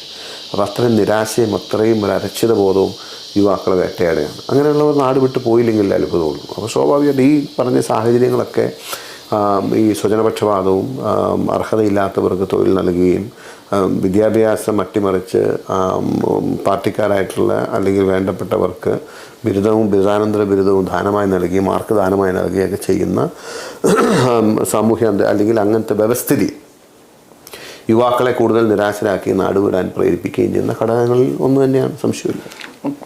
Mathew Kuzhalnadan ഈ പിന്നെ അമേരിക്കയിൽ ഇപ്പോൾ 3 വട്ടം വന്നെന്ന് പറഞ്ഞു. അതായത് കേരളത്തിൽ ജീവിച്ച ഒരാളെന്നുള്ള നിലയിൽ അമേരിക്കയിൽ ഈ 2-3 തവണ വന്ന് സഞ്ചരിച്ചുകൊണ്ട് മനസ്സിലാക്കിയിരിക്കുന്ന കാര്യങ്ങൾ, അല്ലെങ്കിൽ ഇവിടുന്ന് പകർത്താൻ കൊള്ളുന്ന കാര്യങ്ങൾ എന്തൊക്കെ മനസ്സിലാക്കിയിട്ടുണ്ട്? അയ്യോ, നമ്മൾ അമേരിക്കയും കേരളവുമായി നമുക്ക് കമ്പയർ ചെയ്ത് സംസാരിക്കാനോ ചിന്തിക്കാനോ കഴിയാത്ത അത്രയൊരു അജഗജാന്തര വ്യത്യാസമുണ്ടല്ലോ. പക്ഷെ ഓഫ് കോഴ്സ് പക്ഷേ ഇവിടെ വരുമ്പോൾ അങ്ങ് സൂചിപ്പിച്ച പോലെ ഇവിടുന്ന് ധാരാളം ലെസൺസ്, ധാരാളം പാഠങ്ങൾ ആർക്കും നമ്മുടെ ഭരണാധികാരികളൊക്കെ വന്ന് കാണുന്നതാണ്. ഇൻഫ്രാസ്ട്രക്ചർ എന്ന് പറയുമ്പോൾ ഇൻഫ്രാസ്ട്രക്ചർ ഡെവലപ്മെൻറ്റ് ലൈഫ് എന്തുമാത്രം ഈസിയാക്കും, എന്തുമാത്രം ഹാസിൽ ഫ്രീ ആക്കും എന്നതാണ് ഒന്നാമത്തെ ലെസൺ. മാത്രമല്ല ഏറ്റവും പെട്ടെന്ന് മനസ്സിലാകാവുന്ന, വളരെ പെട്ടെന്ന് മനസ്സിലാവുന്ന അപ്പീലിംഗ് ആയിട്ടുള്ളതും വലിയ ഗവേഷണം ഇല്ലാതെ ആർക്കും ബോധ്യപ്പെടുന്നതായിട്ട് അമേരിക്കയിൽ ചുമ്മാ ഒന്ന് കറങ്ങിയിട്ട് പോകുന്ന ആൾക്ക് ബോധ്യപ്പെടുന്ന കാര്യങ്ങളാണ് ഞാൻ പറയുന്നത്. ഒരു ഓർഡർലി ലൈഫ്, എല്ലാത്തിനും ഒരു വ്യവസ്ഥ ഉണ്ട്. ആ വ്യവസ്ഥ ഉള്ളപ്പോൾ ലൈഫാണ് ഈസി ആവുന്നത്. അതല്ലാണ്ട് അതുകൊണ്ട് വേറെ ഒന്നുമല്ല. ഇൻഫ്രാസ്ട്രക്ചർ, നല്ല ഇൻഫ്രാസ്ട്രക്ചർ ഫെസിലിറ്റി ഉള്ളപ്പോൾ ലൈഫാണ് ഈസി ആവുന്നത്. ഒരു ഓർഡർലി ലൈഫ് എന്ന് പറയുമ്പോൾ തന്നെ മനുഷ്യൻ സ്ട്രെസ് ഫ്രീ ആവുകയാണ്. അപ്പോൾ അത് ഒരു വലിയൊരു പരിധി. നമ്മുടെ നാട്ടിൽ ഒരു വാഹനം ഓടിച്ച് ഒരു 50 കിലോമീറ്റർ ട്രാവൽ ചെയ്യണമെങ്കിൽ, അതാണ് ഞാൻ പ്രത്യേകം അതെ, അപ്പോൾ ഒരു ശരാശരി മലയാളി ആ ഒരു 50 കിലോമീറ്റർ ട്രാവൽ ചെയ്യുമ്പോൾ എടുക്കുന്നൊരു മെൻ്റൽ സ്ട്രെസ് ഉണ്ട് ആ റൂട്ടിൽ അവൻ അത്രയും ഇവിടെ അമേരിക്കയിൽ 500 കിലോമീറ്റർ സഞ്ചരിച്ച് പോകുന്ന ഒരാൾക്ക് ആ മെൻ്റൽ സ്ട്രെസ്സിൻ്റെ 10-1 വേണ്ടി വരില്ല. ഇങ്ങനെ നമ്മുടെ ഭരണാധികാരികൾ പറഞ്ഞ് മനസ്സിലാക്കും. അപ്പോൾ ഇൻഫ്രാസ്ട്രക്ചർ നിങ്ങളുടെ ജീവിതത്തിൽ എന്ത് മാറ്റമുണ്ട്? അപ്പോൾ ഇവിടെ റോഡ് വെച്ചാൽ നിങ്ങളുടെ പ്രശ്നമെല്ലാം മാറുമോ എന്ന് ചോദിച്ച ആളുകളുണ്ട്. ഈ വിഷയം നമ്മൾ പറയുമ്പോൾ ഉത്തരവാദിത്തപ്പെട്ട സ്ഥാനത്തിരിക്കുന്നവർ ഇപ്പോൾ ഇവിടെ റോഡ് ഉണ്ടാക്കിയപ്പോൾ നിങ്ങളുടെ വിഷയമെല്ലാം തീരുമെന്ന് ചോദിച്ചവരോട് എന്ത് മറുപടി പറയാൻ കഴിയും? പക്ഷേ ആ ഒരു മെൻ്റൽ സ്ട്രെസ് ജീവിതത്തിൽ വീട്ടിൽ നിന്ന് പുറത്തേക്ക് ഇറങ്ങുന്ന സമയം മുതൽ തുടങ്ങുകയാണ്. പിന്നെ അതുപോലെ തന്നെയാണ് നമ്മൾ ഓരോ സർക്കാർ ഓഫീസുകളുമായി ബന്ധപ്പെട്ടുള്ള പ്രവർത്തന രീതികൾ, കാര്യങ്ങൾ. ഇപ്പോൾ ഒരു എന്തെങ്കിലും ഒരു സർട്ടിഫിക്കറ്റോ ഒരു കടലാസോ സർക്കാരിൽ നിന്ന് വാങ്ങിയെടുക്കണമെന്നുണ്ടെങ്കിൽ ഒരു ശരാശരി മലയാളി കേരളത്തിൽ എടുക്കേണ്ട മെൻ്റൽ സ്ട്രെസ് നിങ്ങൾ അങ്ങനെ കണക്കൂട്ടുക. ഇവിടെ നിങ്ങളിപ്പോൾ ഒരു സർക്കാരിൽ നിന്നൊരു കടലാസ് കിട്ടുന്നതിന് വേണ്ടി നിങ്ങൾ നടത്തുന്ന എഫേർട്ടും തമ്മിൽ കമ്പയർ ചെയ്യുമ്പോൾ അവിടെയാണ് ലൈഫിൻ്റെ ഒരു ലൈഫ് ഈസി. അമേരിക്കയിലെ ജീവിതം കുറച്ചുകൂടി സുഗമവും കുറച്ചുകൂടി റിലാക്സിങ് ആവുന്ന അവിടെയാണ്. അതല്ലാതെ മറ്റു കാര്യം ഇങ്ങനെ 100 കാര്യങ്ങൾ നമുക്ക് പറയാൻ കഴിയും അമേരിക്ക. പിന്നെ രണ്ടാമത്തെ ഒരു കാര്യം, ഏറ്റവും എല്ലാവർക്കും മനസ്സിലാവേണ്ട ഒരു കാര്യം, നമ്മൾ ചുമ്മാ വെറുതെ കണ്ണോടിച്ചെന്ന് പരിസരത്തേക്ക് നോക്കിയാൽ അത് മനസ്സിന് തരുന്നൊരു ശാന്തത. ഒന്ന് വൃത്തിയുള്ള ഒരു പൊതു ഇടങ്ങൾ, വൃത്തിയുള്ള നിങ്ങളുടെ വീട് നിങ്ങൾ എത്ര ശുദ്ധിയാക്കി വെച്ചാലും, അല്ലെങ്കിൽ എത്ര ഓർഡർലി ആക്കി വെച്ചാലും, എത്ര ടൈഡി ആയിട്ട് വെച്ചാലും, വീട്ടിൽ നിന്ന് പുറത്തേക്ക് ഇറങ്ങി കേരളത്തിൽ നിങ്ങൾ സഞ്ചരിക്കുമ്പോൾ ഒരു 5 കിലോമീറ്റർ സഞ്ചരിക്കുമ്പോൾ നിങ്ങൾ കണ്ണുകൊണ്ടും നിങ്ങൾ കാതുകൊണ്ടും നിങ്ങൾ മൂക്കുകൊണ്ടും ശ്വസിക്കുകയും കേൾക്കുകയും കാണുകയും ചെയ്യുന്ന കാഴ്ചയും സ്വരവും മണവുമെല്ലാം നിങ്ങളിലുണ്ടാക്കുന്ന ഒരു അസ്വസ്ഥത, അല്ലെങ്കിൽ ആ പരിസര വൃത്തിയില്ലായ്മ, അതുണ്ടാക്കുന്ന ഒരു സ്ട്രെസ്സും അതുണ്ടാക്കുന്ന ഒരു ഡിസപ്പോയിൻമെൻറ്റും ഉണ്ട്. അതിപ്പോൾ അങ്ങനെ മെഷർ ചെയ്യാൻ പറ്റുമെന്ന് മെഷർ ചെയ്യാൻ പറ്റത്തില്ല. പക്ഷെ അത് അമേരിക്കയിൽ വരുമ്പോൾ പെട്ടെന്ന് നമുക്കൊരു എന്തുകൊണ്ടാണ് യൂറോപ്യൻ കൺട്രിയിലെ അമേരിക്കയിൽ വരുമ്പോൾ ആളെല്ലാവരും എന്ന് വെക്കാൻ കാര്യം. ഇവിടെ വേറെ ഒന്നും ഉണ്ടായിട്ടില്ല. ഇവിടെയും സൂര്യൻ ഉദിക്കുകയും സൂര്യൻ അസ്തമിക്കുകയും ചന്ദ്രൻ വരികയും നക്ഷത്രങ്ങൾ ഉണ്ടാവുകയും മരങ്ങളും എല്ലാം ഭൂമികളിലെല്ലാം സെയിം ആണല്ലോ ഇവിടെ. പക്ഷെ ഇവിടെ വരുമ്പോൾ ആ ഒരു വൃത്തിയും ആ ഒരു ഓർഡർലി ആയിട്ടുള്ള ലൈഫും നിങ്ങളുടെ ലൈഫിലൊരു ഹാഫ് ഫീലിംഗ് ഉണ്ടാക്കും. ആ ഹാഫ് ഫീലിംഗ് ഉണ്ടാക്കുന്നത് നിങ്ങൾ അവിടുത്തെ സ്ട്രെസ്സിൽ കടന്നു വരുന്നതുകൊണ്ടാണ്. അപ്പോൾ അതുപോലുള്ള കാര്യങ്ങൾ അമേരിക്കയിൽ നിന്നും വളരെ ആർക്കും വലിയ ഗവേഷണം ഇല്ലാതെ മനസ്സിലാക്കാൻ കഴിയുന്നതാണ്. പിന്നെ അല്ലാതെ മറ്റു ടെക്നോളജിയുടെ അഡ്വാൻസ്മെൻറ്റും അത് ഉപയോഗപ്പെടുത്തുന്നതും അത് ലൈഫിൽ നമ്മൾ കൊണ്ടുവന്ന് ലൈഫ് ഈസി ആക്കുന്നതുമായ ഒത്തിരി കാര്യങ്ങൾ അമേരിക്കയിൽ നിന്ന് പഠിക്കാനുണ്ട്. ചുരുങ്ങിയ സമയത്തിനുള്ളിൽ ഒത്തിരി കാര്യങ്ങൾ സംസാരിക്കാൻ സാധിച്ചു. ഇനിയും അമേരിക്കയിലെ ജനങ്ങളോട് ശ്രീ MLA എന്നുള്ള നിലയിൽ എന്താണ് പറയാനുള്ളത്? അടുത്ത കേരള രാഷ്ട്രീയത്തിൽ എന്തൊക്കെയാണ് ചെയ്യാൻ ഉദ്ദേശിക്കുന്നത്? തീർച്ചയായിട്ടും പ്രവാസികൾ, ഇപ്പോൾ അമേരിക്കയിലുള്ളവരും അല്ലാത്തവരുമായിട്ടുള്ള നമ്മുടെ പ്രവാസി സമൂഹമെന്ന് പറയുന്നത് കേരളത്തെ സംബന്ധിച്ച്, നമ്മുടെ നാടിനെ സംബന്ധിച്ച്, സംസ്ഥാനത്തെ സംബന്ധിച്ച് വളരെ ഇൻറ്റഗ്രൽ പാർട്ടായിട്ടുള്ള ഒരു സമൂഹമാണ്. വളരെ ക്ലോസായിട്ടും ഇൻട്രൻസിക്കായിട്ടുമാണ് നമ്മുടെ ആ ഒരു ബന്ധം ഊഷ്മളമായി നിലനിന്നാണ് പോകുന്നത് എല്ലാ നിലയ്ക്കും. ഇപ്പം ഞങ്ങളൊക്കെ ഇവിടെ വരാനും ഇവിടുത്തെ പരിപാടിയിൽ പങ്കെടുക്കാനും ഇന്നും നിങ്ങളെല്ലാവരും ക്ഷണിക്കുകയും ഞങ്ങളൊക്കെ വരുമ്പോൾ കാണിക്കുന്ന സ്നേഹവും എല്ലാം ഞങ്ങൾക്ക് ഒരുപാട് നന്ദിയും കടപ്പാടും ഒക്കെ തോന്നുന്ന കാര്യങ്ങളാണ്. ഇൻ ദ സെയിം വേ പിന്നെ എനിക്ക് അമേരിക്കൻ മലയാളികളോട് എന്താണ് പറയാനുള്ളതെന്ന് ചോദിച്ചാൽ, ഒരുപക്ഷെ നമുക്ക് നിങ്ങൾ 100% ശരിയായിട്ടുള്ളൊരു കാര്യമാണ്. എല്ലാവർക്കും കേരളത്തിൻ്റെ ഇപ്പോഴത്തെ അവസ്ഥയെക്കുറിച്ച് ഒരു നിരാശയും അതവർക്ക് അതിൻ്റെ അകത്തൊരു ഡിസപ്പോയിൻമെൻറ്റും അവർ പങ്കുവയ്ക്കാറുണ്ട്. നമ്മുടെ നാട് നന്നായിട്ടില്ല, ഇങ്ങനെ ആണെങ്കിൽ ഞങ്ങളൊക്കെ ഇനി അങ്ങോട്ട് വരേണ്ടതില്ലല്ലോ എന്നുള്ള പോലെ ഒരു നിരാശാബോധം അവരെപ്പോഴും പറയാറുണ്ട്. പക്ഷേ ആ നിരാശാബോധം ഉണ്ട് എന്ന് അതിനൊരു കാരണങ്ങളുണ്ട്, അത് ഞാൻ നിഷേധിക്കുന്നില്ല. ഞാൻ നേരത്തെ പറഞ്ഞ പോലെ സാഹചര്യങ്ങൾ നിലനിൽക്കുന്നുണ്ട്. പക്ഷേ ആ നിരാശാബോധത്തിൽ നിന്നും നമ്മൾ ജനിച്ചു വളർന്ന നാടിനെ തള്ളിക്കളയാതെ ഞങ്ങളെപ്പോലുള്ളവർ, ഞാൻ ആത്മാർത്ഥമായി പറയാൻ ആഗ്രഹിക്കാം, അത് രണ്ടും കൂടെ ചേർത്ത് ഞാൻ പറയാം, കേരളത്തിൻ്റെ ഇന്നത്തെ അവസ്ഥയ്ക്കൊരു മാറ്റമുണ്ടാക്കണം, ആ മാറ്റത്തിന് വേണ്ടി പരിശ്രമിക്കണം എന്നുള്ളതാണ് എൻ്റെ രാഷ്ട്രീയത്തെ ഞാൻ നിർവചിക്കുന്നത്. അങ്ങനെയാണ്. അതിന് വേണ്ടിയിട്ടാണ് കിട്ടിയൊരു അവസരമായിട്ടാണ് ഞാനിതിനെ കാണുന്നത്. മാറ്റത്തിന് വേണ്ടി പരിശ്രമിക്കാനുള്ളൊരു അവസരമായിട്ടാണ് കാണുന്നത്. ആ മാറ്റത്തിന് വേണ്ടി ഞങ്ങളെപ്പോലുള്ളവർ പരിശ്രമിക്കുമ്പോൾ ആ പരിശ്രമത്തിന് ശക്തി പകരാൻ ഞാൻ മാത്രമല്ല, ഞാൻ എപ്പോഴുള്ള അതിന് ശക്തി പകരുന്ന രീതിയിൽ ഞങ്ങൾ മുന്നോട്ട് വയ്ക്കുന്ന പുതിയ ആശയങ്ങൾ നല്ലതാണ്, ശരിയാണെങ്കിൽ അതിനെ പിന്തുണയ്ക്കുകയും നാട്ടിലൊരു മാറ്റം വരുത്താൻ വേണ്ടി ഒരു മൊമെൻറ്റം, ഒരു ഫോഴ്സ് കൊടുക്കാൻ പ്രവാസികൾ കഴിയും. കാരണം എപ്പോഴും അവരുടെ അഭിപ്രായത്തിനൊരു വിലയുണ്ട്. അവരെപ്പോഴും ഒരു ഇൻഫ്ലുവൻസേഴ്സാണ് നമ്മുടെ സമൂഹത്തിൽ. കാരണം സമൂഹത്തിൻ്റെ ചിന്തയെ മാറ്റിയെടുത്താൽ മാത്രമാണ് നമ്മൾ ആഗ്രഹിക്കുന്ന മാറ്റം ഗ്രൗണ്ടിലുണ്ടാകത്തുള്ളൂ. അതല്ലാതെ സമൂഹത്തിൻ്റെ ചിന്തയെ മാറ്റാതെ നമുക്കൊരാൾക്ക് പോയി മാത്രം മാറ്റം ഉണ്ടാക്കാൻ കഴിയില്ല. അപ്പോൾ സമൂഹത്തിൻ്റെ ചിന്താഗതിയെ മാറ്റുന്നതിൽ പ്രവാസികൾക്ക് വലിയ പങ്ക് വഹിക്കാൻ കഴിയുമെന്ന് തന്നെയാണ് ഞാൻ വിശ്വസിക്കുന്നത്. കാരണം അവരുടേതായ നിലയിൽ ഒരു ഇൻഫ്ലുവൻസേഴ്സ് എന്ന നിലയിലാണ് ഞാൻ അവരെ കാണുന്നത്. ദേ കമാൻഡ് ഗ്രേറ്റ് റെസ്പെക്റ്റ്. അവരോട് വലിയ ബഹുമാനം ഉണ്ട്. അതുമാത്രമല്ല, പിന്നെ നിങ്ങൾക്ക് ഇവിടെ ഈ നാട്ടിൽ ഇത്രയും ദീർഘകാലം താമസിച്ചപ്പോൾ കിട്ടിയിട്ടുള്ള അനുഭവ സമ്പത്തും എക്സ്പീരിയൻസും ഐഡിയാസും അതുപോലുള്ള മറ്റാ കാര്യങ്ങളെല്ലാം നാട്ടിലേക്ക് പകർന്ന് നൽകാൻ പറ്റുന്ന പോലെ നാടുമായി ബന്ധപ്പെട്ട് നാട്ടിലെ ഭരണാധികാരികളാണെങ്കിലും അല്ലാത്തവരാണെങ്കിലും ഒക്കെ നിങ്ങളുടെ അതൊരു സേവനം, ആ ഒരു സേവനം നാടിന് വേണ്ടി ചെയ്യണം. പിന്നെ പ്രത്യേകിച്ച് ഇപ്പോൾ നമുക്കറിയാം, നമ്മളിപ്പോൾ വലിയൊരു ദുരന്തത്തിൻ്റെ നടുവിലോ അല്ലെങ്കിൽ മുമ്പിലോ ആണ് നിൽക്കുന്നത്. കേരളത്തിലെ വയനാട്ടിലുണ്ടായ വലിയ ദുരന്തം, എപ്പോഴൊക്കെ കേരളത്തിന് അങ്ങനെ വലിയ പ്രയാസങ്ങളുണ്ടായിട്ടുണ്ട് അപ്പോഴെല്ലാം പ്രവാസികൾ, വിദേശ മലയാളികൾ അത്ര കരുതലോടുകൂടി കൈപിടിച്ച് കേരള സമൂഹത്തെ സഹായിച്ചിട്ടുണ്ട്. അപ്പോൾ അതിനിയും ഉണ്ടാവും എന്ന് എനിക്കറിയാം. അപ്പോൾ അതുപോലുള്ള കാര്യങ്ങളിൽ വളരെ ഒരു ഹൃദയം കൊണ്ടുള്ള സമീപനം കേരളത്തിൻ്റെ എല്ലാ കാര്യങ്ങളിലും പ്രവാസികളുണ്ടാകണം, അമേരിക്കൻ മലയാളികളുടെ ഉണ്ടാവണം എന്നാണ് എനിക്ക് പറയാനുള്ളത്. അതിനെപ്പറ്റി സൂചിപ്പിച്ചുകൊണ്ട് മാത്രം ഒരു ചെറിയ കാര്യം ഞാൻ സൂചിപ്പിക്കുകയാണ്. അതായത് ദുരന്തങ്ങൾ ഉണ്ടാകുമ്പോൾ ഇവിടെ വളരെയേറെ സഹായിച്ച, പ്രത്യേകിച്ചും 2018 വെള്ളപ്പൊക്കത്തിന് ഞങ്ങൾ ഇവിടുന്നല്ല, ഞാൻ അമേരിക്കയിലെ മാത്രം കാര്യമല്ല പറയുന്നത്, വിദേശ മലയാളികൾ ധാരാളം സംഭാവനകൾ നൽകിയിട്ടുണ്ട്. വളരെ അർഹിക്കുന്നതായിട്ടുള്ള ഇഷ്ടം വളരെ വലിയ തുക തന്നെ സമാഹരിച്ച് അയച്ചിട്ടുണ്ട്. പക്ഷേ ഇത്തവണ ഈ ദുരന്തം വന്നപ്പോഴേക്കും ഒരു നല്ല ശതമാനം ആൾക്കാർ ആ കഴിഞ്ഞ തവണത്തെ ഫണ്ട് ദുരുപയോഗം ചെയ്തു എന്നുള്ളതാണ് പൊതുവെ അറിയപ്പെടുന്നത്. എനിക്കതിൻ്റെ സ്റ്റാറ്റിസ്റ്റിക്സോ കള്ളമാണോ സത്യമാണോ ഒന്നും അല്ല ഞാൻ പറയുന്നത്. പക്ഷേ പൊതുവെ ഒരു മുഖ്യമന്ത്രിയുടെ ദുരിതാശ്വാസ ഫണ്ടിലേക്ക് 2018 വെള്ളപ്പൊക്കത്തിന് കൊടുത്ത ഫണ്ട് ദുർവിനിയോഗം ചെയ്തെന്നും അർഹതപ്പെട്ടവർക്ക് കിട്ടിയിട്ടില്ല എന്നുള്ള ഒരു പൊതു പരാതിയാണ് വിദേശ മലയാളികളുടെ ഇടയ്ക്ക് പരന്നിരിക്കുന്ന ഒരു വാർത്ത. അത് അതുകൊണ്ട് തന്നെ ഈ ദുരന്തം ഉണ്ടായപ്പോൾ പലരും ആ ദുരിതാശ്വാസ നിധിയിലേക്ക് കൊടുക്കാൻ മടിച്ചു നിന്നിട്ടുണ്ട് എന്നുള്ള ഒരു സത്യമാണ്.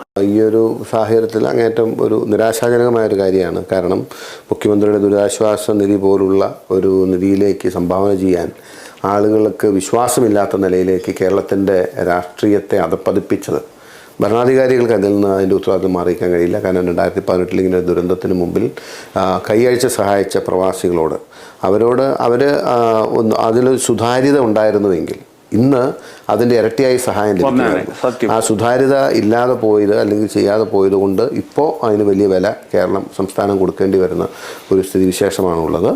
ആ ഒരു കാര്യം കൂടി ദുഃഖകരമായി സൂചിപ്പിക്കുമ്പോൾ തന്നെ എന്നിരുന്നാൽ പോലും എല്ലാ പരിമിതികൾക്കിടയിലും ഈ സംസ്ഥാനത്തിന് വേണ്ട എല്ലാ സഹായവും നിങ്ങളുടെ ഭാഗത്തുനിന്നുണ്ടാവുമെന്ന് എനിക്കറിയാം.